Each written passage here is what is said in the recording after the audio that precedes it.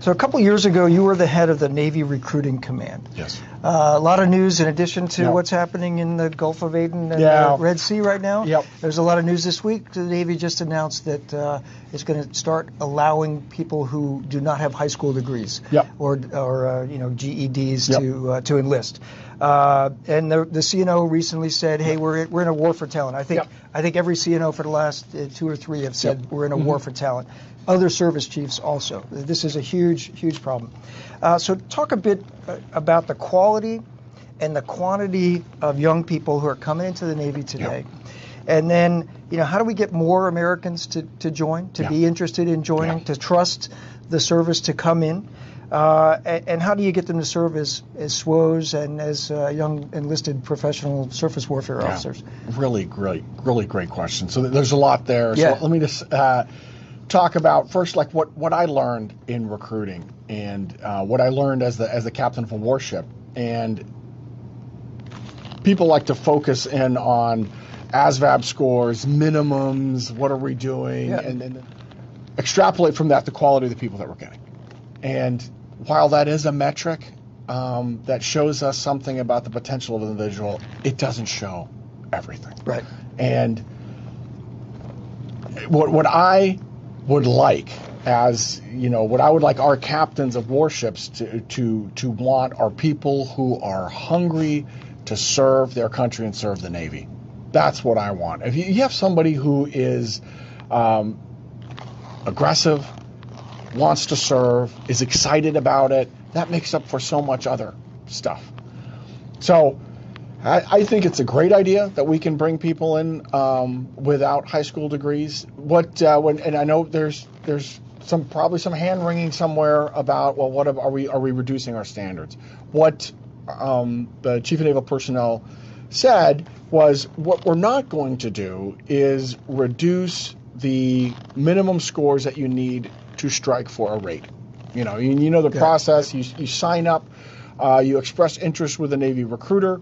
You go to the MEP station, you get to talk to the canvasser, and you sit down and say, okay, what would you like to do, Bill? Yeah. And you say, to the point, like, what do people know about the Navy?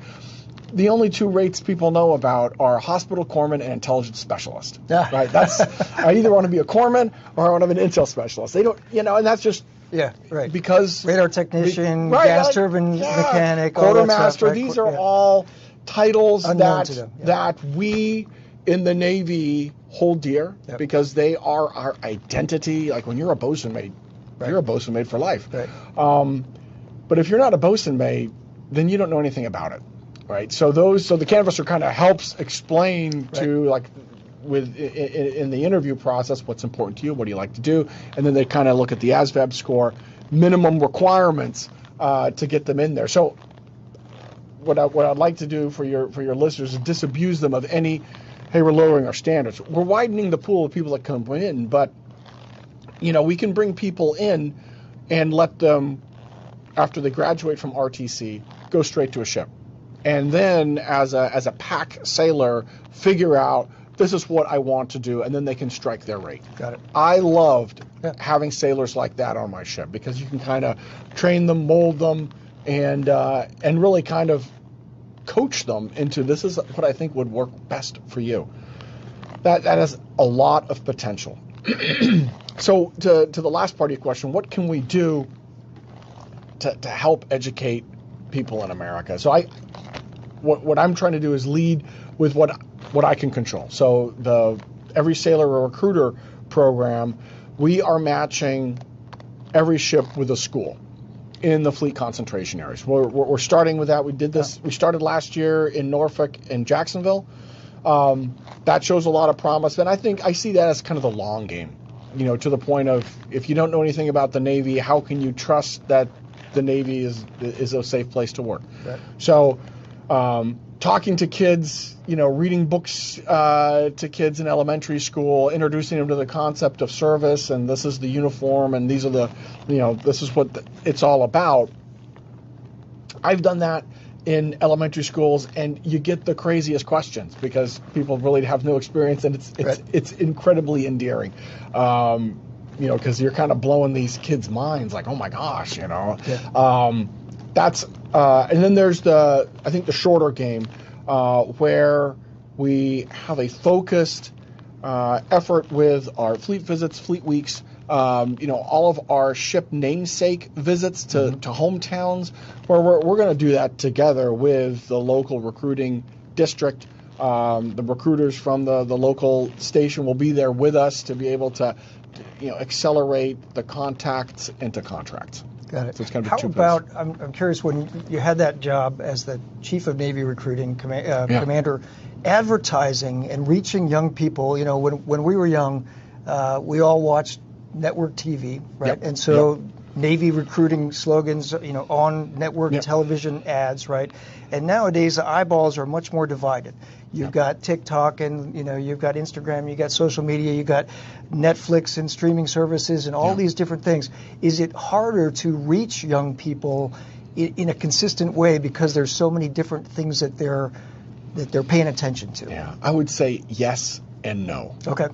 So yes, to your point, where it used to be simpler. We used to have 3 television stations and everybody watched those. Right. And now to reach people in the bifurcated interest markets that we have, yes, it is harder, no doubt about it.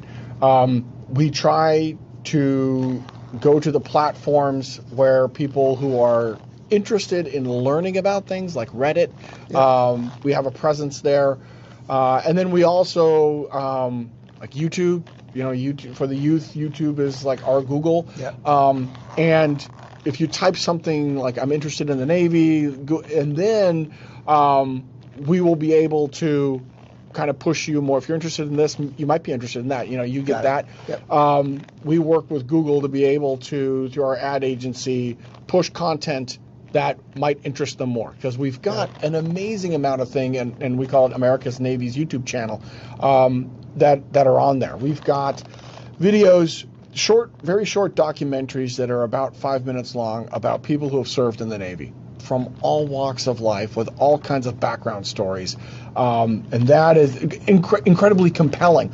Search and rescue swimmers, doctors, pilots, surface warfare officers, nuke electricians.